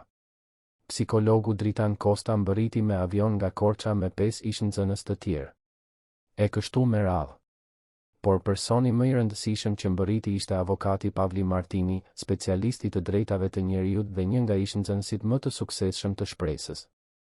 Ai kishte qenë një fëmijë me sindromën Asperger që kishte gjetur të Shpresa personin e vetëm të aftë për të kuptuar mënyrën e tij unike të parit të botës. Ku është mësuesja jon? E pyeti Pavli Marianën, sapo mbërriti. E arrestuar në një komisariat bazuar në dokumente që ne e dim se janë false. Dikush I ka ngritur një kurth. Pavli nuk humbi kohë. Me një ekip hetuesish privat që kishte sjell me vete, filloi të gjurmonte origjinën e dokumenteve false. Brenda pak orësh, kishte zbuluar lidhjen me Donika Ramën dhe, përmes saj, me Veronika Berishën. E kapëm, I tha ai Marianës. Gruaja që porositi këtë kurth do të demaskohet publikisht. Të premten në mëngjes, kur Veronika Berisha shikoi nga dritarja e vilës së saj, përjetoi tronditjen e jetës. Më shumë se 30 makina ishin parkuar përballë shtëpisë së familjes Krasniqi. Dhjetëra njerëz të veshur mirë, qartësisht profesionistë të suksesshëm, ishin mbledhur në kopshtin e shtëpisë. Ferdinand, I bërtiti ajo të shoqit. Çfarë po ndodh atje përballë? Ferdinandi erdhi te dritarja dhe pa turmën. Duket se kanë ardhur të mbrojnë atë zonjën që ti e urren aq shumë, Veronika. Ta mbrojnë? Por ajo u arrestua. Dokumentet vërtetojnë se ajo është një kriminale. Çfarë dokumentesh, Veronika? Çfarë saktësisht ke bërë ti? Ngjyra u zhduk nga fytyra e Veronikës kur kuptoi se ishte gati të zbulohej. Në atë moment, Pavli I Raziles së shtëpisë së familjes Berisha, I shoqëruar nga 2 hetues dhe një përmbarues gjyqësor. Kur Veronika hapi derën, ai I paraqiti dokumentet që vërtetonin të gjithë operacionin kriminal. Zonja Veronika Berisha, tha ai me qetësi, ju njoftoheni për një proces gjyqësor për falsifikim dokumentesh, shpifje, thyrje dhe komplot për të fajsuar një person të pafajshëm. Kemi prova të plota të pjesëmarrjes suaj në kontraktimin e Donika Ramës dhe në fabrikimin e akuzave kundër mësueses Shpresa Lumi Oliveira. Kjo është gënjeshtër. Nuk e di për çfarë po flisni. Kemi regjistrimet e bisedave telefonike, faturat e pagesave për hetuesen dhe dëshminë e saj që rrëfen gjithçka në këmbim të një marrëveshjeje për pranimin e fajsisë. Ferdinandi shikoi të shoqen me tmerr. Veronika, më thuaj që kjo nuk është e vërtetë. Por ishte tepër vonë. E vërteta kishte dalë në dritë dhe pasojat do të ishin të rënda. Në komisariat, shefi Genc Plana thiri Shpresën për ta informuar mbi zhvillimet. Zonjë, konfirmuam se të gjitha dokumentet e paraqitura kundër jush janë falsifikime. Ju jeni e lirë të shkoni. Përveç kësaj, personi përgjegjës për këtë kurth po ndiqet penalisht. Shpresa ndjeu gjunjët t'i dridheshin nga lehtësimi. Fëmijët. Duhet të kthehem te fëmijët. Kur mbërriti në rrugën e Dafinave, gjeti një festë të vërtet pritjeje. Të gjithë ish nxënësit e saj ishin aty, duke duar trokitur dhe duke qarë nga gëzimi kur e pan të lirë. Por Shpresa kishte sy vetëm për dritaren e shtëpisë ku 3 fytyra të vogla e vëzhgonin. Sofia, Besa dhe Elena ishin të ngjitura pas xhamit, të palvizshme, ende në gjendje shoku. Arbeni doli me vrap nga shtëpia. Shpresa. Faleminderit Zotit. Vajzat ato pushuan së foluri përsëri. Janë në gjendje shoku që kur ju morën. Shpresa eci ngadalë drejt derës së shtëpisë, e ndjekur nga të gjithë ish nxënësit. Kur hyri në dhomë, të 3 vajzat ishin të përqafuara në divan, duke e shikuar sikur të ishte një shfaqje. Përshëndetje, zemrat e mia, tha ajo butësisht. Gjyshja u kthye. Gjyshja kthehet gjithmonë tek ata që do për një moment, vajzat nuk reaguan. Pastaj Elena u ngrit ngadalë dhe eci drejt Shpresës. Ajo preku butësisht fytyrën e mësueses, sikur po verifikonte nëse ishte e vërtetë. Gjyshe, përshpëriti Elena, dhe fjala doli si një lutje. Po, lulja ime. Gjyshja është këtu. Gjyshja nuk do të ikë më. Ishte sikur të ishte ndezur një çelës. Sofia dhe Besa vrapuan në krahët e Shpresës dhe të 3 fëmijët filluan të flisnin të gjithë në të njëjtën kohë. Gjyshja u kthye. Gjyshja u kthye. Kishim frikë. Shumë frikë. Tani gjyshja arri gjithmonë. Dhe atëherë, për habin e plot të gjithë të pranishmëve, Elena shikoi ish nxënësit e mbledhur në dhomë dhe pyeti, ju jeni gjithashtu fëmijët e gjyshes? Dre Ricardi u gjunjëzua për të qenë në nivelin e vajzës. Po, vogëlushe. Ne jemi të gjithë fëmijët e mësuese Shpresës. Ajo u kujdes për ne kur ishim fëmijë, ashtu siç kujdeset për ju tani. Atëherë jemi të gjithë vëllezër e motra, pyeti Besa, me sytë që i shkëlqenin nga kureshtja. Jemi një familje shumë e madhe, konfirmoi profesoresha Lulieta. Dhe kështu, atë pasdite të premte, dhoma e ndenjes së vilës së familjes Krasniqi u mbush jo vetëm me fjalët e rifituara të trinjakëve, por me zërat e dhjetëra të rriturve që ishin transformuar nga dashuria dhe përkushtimi i një mësueseje të jashtëzakonshme. Veronika Berisha vëzhgoi skenën nga dritarja e shtëpisë së saj, duke e ditur se kishte humbur shumë më tepër se një betejë. Kishte humbur reputacionin, qetësinë dhe së shpejti do të humbiste edhe shtëpinë në lagje, pasi procesi ligjor që do të përballonte do ta detyronte të largohej prej andej. Por në vilën e familjes Krasniqi, askush nuk mendonte më për Veronikën. Mendonin vetëm për të ardhmen e ndritur që hapej për të gjithë ata së bashku. 6 muaj pas ngjarjeve që pothuajse shkatëruan lumturinë e familjes Krasniqi, rruga e Dafinave ishte shndërruar në adresën më të veçantë të gjithë lagjes së bllokut. Vila që më parë kumbonte vetëm me heshtjen e trinjakëve, tani vibronte çdo ditë me zërat e gëzuar të dhjetëra fëmijëve që kishin gjetur aty jo vetëm fjalët e tyre, por edhe shpresë për familjet e tyre. Ideja lindi natyrshëm gjatë një prej takimeve të shumta që ishin nxënësit e shpresës bënin në shtëpinë e Arbenit. Dërë. Ricard Ferrati ishte ai që e shprehu i pari atë që të gjithë po mendonin: mësuese, ne nuk mund të lejojmë që përvoja dhe dhuntia juaj të kufizohen vetëm te trinjakët, sado të veçanta që ato të jenë. Ka qindra, ndoshta mijëra fëmijë atje jashtë që mund të përfitojnë nga metoda juaj. Profesoresha Lulieta ra dakord menjëherë: Ricardi ka të drejtë. Mësuese, ju duhet të ktheheni të jepni mësim. Por këtë herë do ta bëjmë ndryshe. Ne vetë do të jemi partnerët tuaj, investitorët tuaj, mbrojtësit tuaj. Kur më nuk do të mbeteni vetëm. Dhe kështu lindi projekti i shkollës Shpresa e Rilindur. Ish nxënësit u organizuan si një këshill administrativ, secili duke kontribuar me specialitetet dhe burimet e veta. Dërë Ricardi do të kujdesej për aspektet mjekësore dhe neurologjike. Profesoresha Lulieta do të zhvillonte kurrikulum pedagogjike. Psikologu Dritan Kosta do të strukturonte ndjekjen emocionale. Avokati Pavli Martini do të garantonte të gjitha aspektet ligjore. Arbeni ofroi shtëpinë e tij si seli fillestare të projektit. Kjo shtëpi u transformua nga dashuria e mësueses Shpresa, tha ai gjatë takimit të parë formal. Nuk ka asgjë më të drejtë se sa ajo të vazhdojë të jetë një vend transformimi për familje të tjera. Përshtatja e vilës u bë me dashuri dhe inteligjencë. Kati përdes u shndërrua në klasa të specializuara, secila e projektuar për lloje të ndryshme nevojash. Kishte dhomën shqisore me tekstura dhe tinguj të veçantë. Dhomën e muzikoterapisë, ku Besa kishte zbuluar pasionin e saj për të krijuar melodi. Dhomën e komunikimit alternativ, ku Elena kishte zhvilluar arsyetimin e saj kompleks. Dhe dhomën e integrimit, ku Sofia kishte mësuar të shoqërohej përmes fjalëve. Trinjakët, tani pothuajse 3 vjeç, u bën ndihmëset e vogla më të dashura të shkollës. Sofia, gjithmonë më folësja, i priste fëmijët e rinj me një fjalor që i impresiononte edhe vetë të rriturit: përshëndetje. Unë jam Sofia. Këtu është vendi ku fëmijët e veçantë mësojnë të flasin me zemër. Besa kompozonte këngë të personalizuara për çdo fëmijë të ri që vinte, duke kapur instinktivisht ritmin emocional që secili kishte nevojë për t'u shprehur. Këngët e saj të vogla u bën mjete pedagogjike zyrtare të shkollës. Elena, me ndjeshmërinë e saj filozofike të parakohshme, kishte një dhunti të veçantë për të bërë pyetjet e duhura për fëmijët që vinin të hutuar ose të frikësuar. A e di se je i veçantë? A e di se zëri yt është i rëndësishëm? Do që të ndihmoj të gjesh fjalët e tua? Shpresa vëzhgonte 3 mbesat e saj me krenari të pafund, por edhe me kënaqësinë e thellë të parit të metodës së saj të vlerësuar dhe zgjeruar.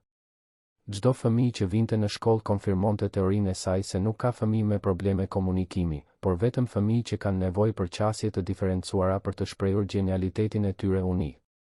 Nxënësi i parë zyrtar i shkollës ishte Miri, një djalë 4 vjeçar që nuk fliste që prej moshës 2 vjeç, pas një traume familjare. Prindërit e tij, çifti i inxhinierëve Ana dhe Genti Dema, kishin provuar gjithçka para se të dëgjonin për shkollën Shpresa e Rilindur përmes një miku mjek. Nuk dim më se çfarë të bëjmë, rrëfeu Ana Shpresës ditën e konsultës së parë. Miri ishte një fëmijë llomotitës derisa martesa jon kaloi në një krizë serioze. Që atëherë, ai thjesht u mbyll. Shpresa vëzhgoi Mirin duke luajtur në heshtje me disa lodra në një cep të dhomës, duke injoruar plotësisht të rriturit. Por ajo vuri re se si ai vëzhgonte me vëmendje Elenën, e cila ishte ulur pranë tij duke vizatuar. Elena, e dashur, tha Shpresa, tregoi Mirit se si zbulove fjalët e tua. Elena u kthye nga Miri me sytë e saj të gjelbër që shkëlqenin nga mirë kuptimi. E di, as unë nuk flisja më parë. Kisha shumë fjalë brenda meje, por ato ishin të fshehura. Pastaj gjyshja Shpresa më mësoi se fjalët nuk shërbejnë vetëm për të folur. Ato shërbejnë për të përqafuar zemrat e njerëzve. Miri shikoi Elenën me interes të vërtet dhe për herë të parë që kur kishte ardhur, tiparet e tij u zbutën. Do që të mësoj se si përqafojnë fjalët, pyeti Elena, duke i zgjatur dorën Mirit. 3 javë më vonë, Miri shqiptoi fjalën e tij të parë në pothuajse 2 vjet, faleminderit. Ai ja tha këtë Elenës, e cila ishte bërë shoqja e tij e parë e vërtetë. Rasti i Mirit ishte vetëm i pari nga shumë suksese që pasuan. Shkolla filloi të priste fëmijë nga e gjithë zona metropolitane e Tiranës. Çdo rast ishte unik, çdo fëmijë sillte një sfidë të ndryshme, por të gjithë gjenin në qasjen e dashur dhe të specializuar të shpresës një rrugë për t'u shprehur. Ndërkohë, jeta e Veronika Berishës mori një drejtim shumë të ndryshëm. Procesi për falsifikim dokumentesh rezultoi në një dënim që e detyroi të paguante gjoba të rënda dhe të kryente shërbime komunitare. Reputacioni i saj në lagje u shkatërrua plotësisht dhe presioni social e detyroi të shiste shtëpinë dhe të largohej nga bloku. Vila e familjes Berisha u ble nga një familje shumë e ndryshme, familja Aliu, një çift profesorësh universiteti me 3 fëmijë të adoptuar, secili me nevoja të veçanta të ndryshme. Kur mësuan për shkollën Shpresa e rilindur që funksiononte në shtëpinë ngjitur, nuk hezituan të transferoheshin atje. Është si të ishte fat, i tha profesoresha Mariana Aliu Arbenit ditën që u transferuan.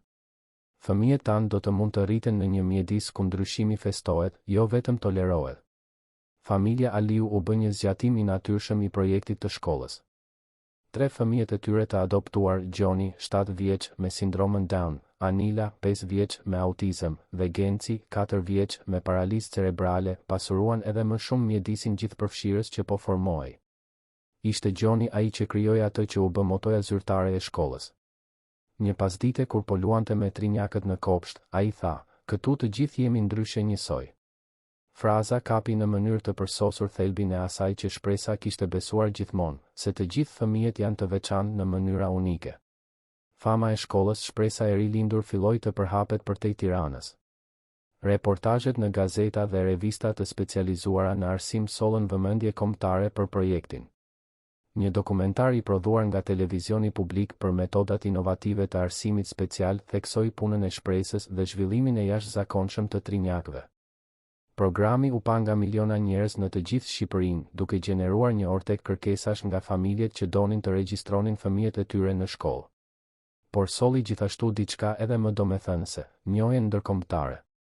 Një delegacion nga UNESCO vizitoi shkollën për të vlerësuar metodat pedagogjike të zhvilluara nga Shpresa.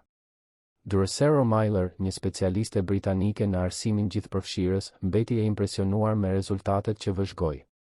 Ajo që keni krijuar këtu i kalon teknikat pedagogjike, tha ajo gjatë prezantimit të saj përfundimtar. Ju keni zhvilluar një filozofi arsimi të bazuar në dashurinë e pakushtëzuar dhe respektin për dallimet individuale. Kjo duhet të përsëritet në mbar botën. Rezultati ishte një ftesë për Shpresën për të prezantuar metodën e saj në Kongresin Botëror të Arsimit Gjithëpërfshirës, që do të mbahej në Gjenevë vitin e ardhshëm. Përveç kësaj, UNESCO ofroi financim për të zgjeruar projektin në qytete të tjera shqiptare dhe, përfundimisht, në vende të tjera. Mësuese Shpresa, tha Drusera gjatë një bisede private, a e keni idenë se sa fëmijë në mbar botën mund të përfitojnë nga ajo që keni zhvilluar këtu?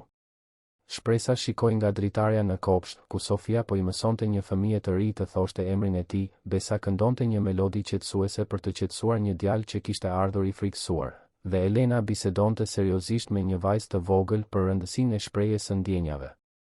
E di se është vetëm fillimi, u përgjigj ajo. Çdo fëmijë që gjen zërin e tij këtu do ta marrë këtë përvojë në jetën e tij. Dhe kur këta fëmijë të rriten, ata gjithashtu do të dinë si t'i dëgjojnë fëmijët e tjerë të veçantë. Është një cikël që përjetësohet. Dhe cikli vërtet po përjetësohej.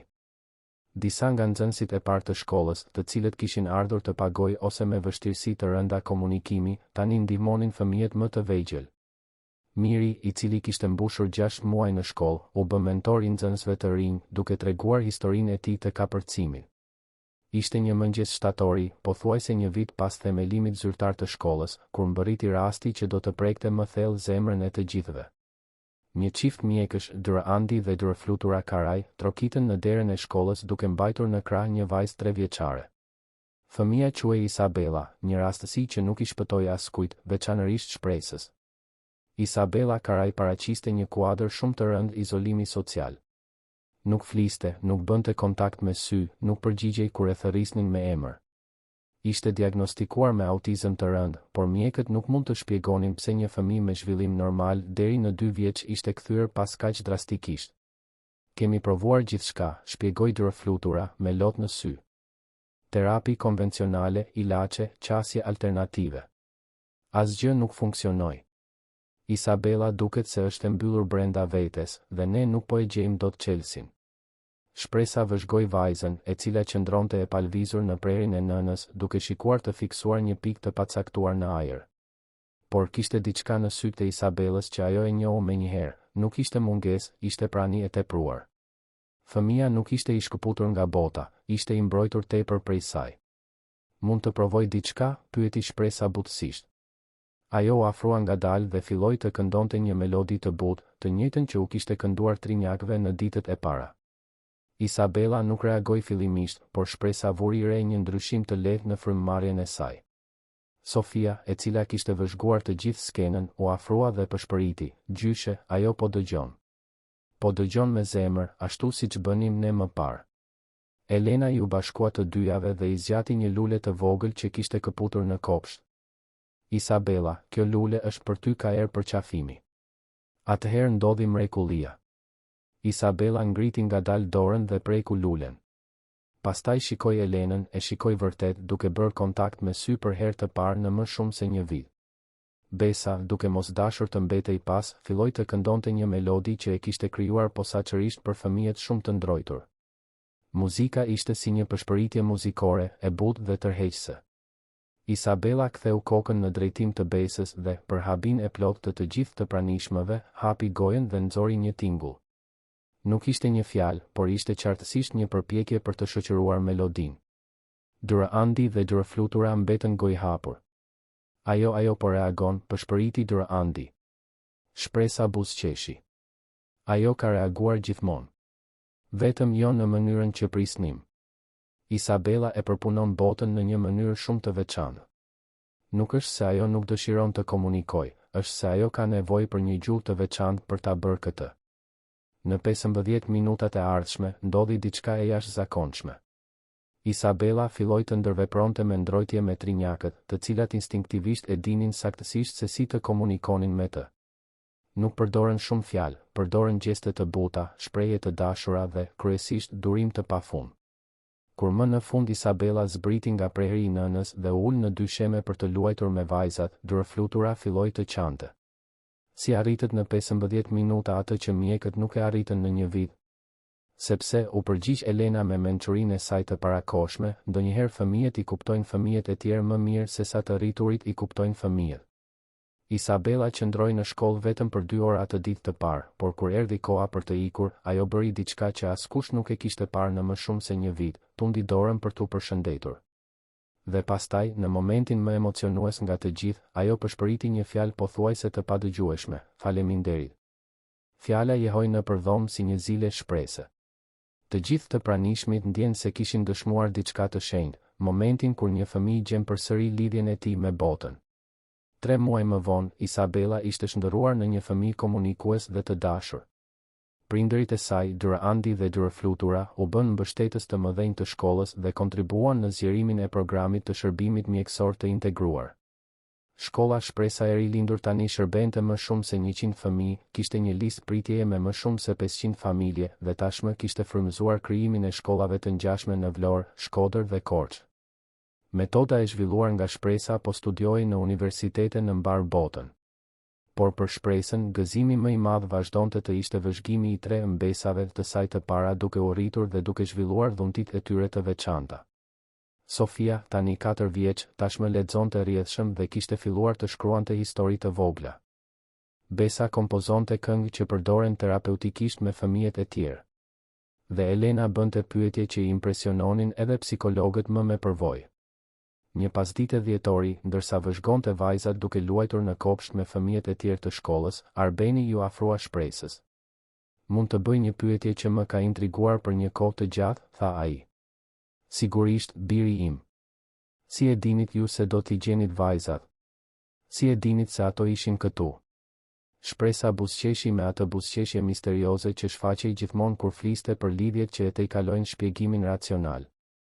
Arben, mund të tregoj një sekret? Ai tundi kokën në shenjë pohimi. E njoha Isabelën, gruan tënde, saktësisht në të njëjtën mënyrë siç i njoha vajzat e tua. Ajo ishte një vajzë e heshtur që më vëzhgonte nga dritarja e shtëpisë së saj, ndërsa unë isha ulur në një pemë. Vendi ishte ndryshe, por situata ishte identike. Arbenit ju zmadhuan sy. Do të thotë se dashuria ka gjeografinë e saj, biri im. Dhe disa histori duhet të përsëriten që rrethi të plotësohet. Isabela më solli te vajzat e tua, edhe pse nuk ishte më këtu fizikisht. Dhe tani vajzat e tua po sjellin fëmijë të tjerë për të zbuluar zërat e tyre. Dhe do të vazhdoj të ndodh? Përgjithmonë, tha shpresa, duke vëzhguar Sofin duke ndihmuar një fëmijë të ri të thoshte faleminderit e tij të parë, Besën duke kënduar për të qetësuar një djalë të frikësuar, dhe Elenën duke biseduar seriozisht me një vajzë të vogël për rëndësinë e të qenit i veçantë. Dashuria e vërtet nuk mbaron kurrë, Arben. Vetëm ndryshon formë dhe gjen zemra të reja për të prekur. Atë natë, ndërsa i vinte trinjakët në gjumë, shpresa tregoi një histori të veçantë, historinë e një mësueseje që mendoi se kishte humbur gjithçka, por që zbuloi se dashuria që kishte mbjellë në kaq shumë fëmijë ju kthye shumë fishuar me 1000. Dhe mësuesja jetoi e lumtur përgjithmonë, pyeti Sofia. Mësuesja, tha shpresa, duke puthur vajzën në ballë, zbuloi se lumturia është diçka që ndërtohet çdo ditë, një fëmijë në një kohë, një fjalë në një kohë, një përqafim në një kohë. Dhe ne do të ndihmojmë gjithmonë, pyeti Besa. Ju do të ndihmoni për gjithë jetën, sepse mësuat se familja përbëhet nga të gjithë njerëzit që zgjedhim t'i duam. Dhe fëmijë të tjerë do t'i gjejnë zërat e tyre gjithashtu, pyeti Elena. Kaq shumë sa nuk mund t'i numërojmë dot. Sepse ju keni mbjell fara shprese që do të rriten në kopshte që ende nuk ekzistojnë. Vajzat i zuri gjumi me buzëqeshje në fytyrë, duke ëndërruar për një botë ku të gjithë fëmijët e veçantë do të gjenin zërat e tyre dhe ku dashuria do të ishte gjithmonë gjuha më e fuqishme. Jashtë, rruga e dafinave pushonte në paqe. Por në rapin e madh, lule të vogla çelnin gjatë gjithë vitit tani, sikur vetë natyra të kishte mësuar se mrekullit duhet të ndodhin vazhdimisht. Dhe të nesërmen në mëngjes, një familje e re do të trokiste në derën e shkollës shpresa e rilindur, duke sjellë një fëmijë të veçantë që do të kishte nevojë të gjente mënyrën e tij unike për t'u shprehur. Dhe cikli i dashurisë, mirëkuptimit dhe transformimit do të vazhdonte, saktësisht siç duhej të ishte. Të dashur dëgjues, shpresojmë që historia e Sofisë, Besës, Elenës dhe mësueses shpresat ju ketë prekur thellë në zemrat tuaja. Nëse jeni emocionuar me këtë udhëtim dashurie, kapërcimi dhe zbulimi, lini pëlqimin tuaj, abonohuni në kanal dhe na tregoni në komente se cili moment ju ka prekur më shumë. Çdo ditë, ne sjellim rrëfime intensive si ky, që zbulojnë anën më të bukur dhe transformuese të shpirtit njerëzor. Histori që na kujtojnë se dashuria e vërtet ka fuqinë të shërojë, të transformojë dhe të krijojë mrekulli aty ku më pak e presim. Ju presim në episodin e ardhshëm, ku një histori e re zemrash që takohen dhe jetësh që transformohen po pret për t'u treguar. Sepse ne besojmë se çdo histori e dëgjuar është një farë shprese e mbjellë në zemrat tona.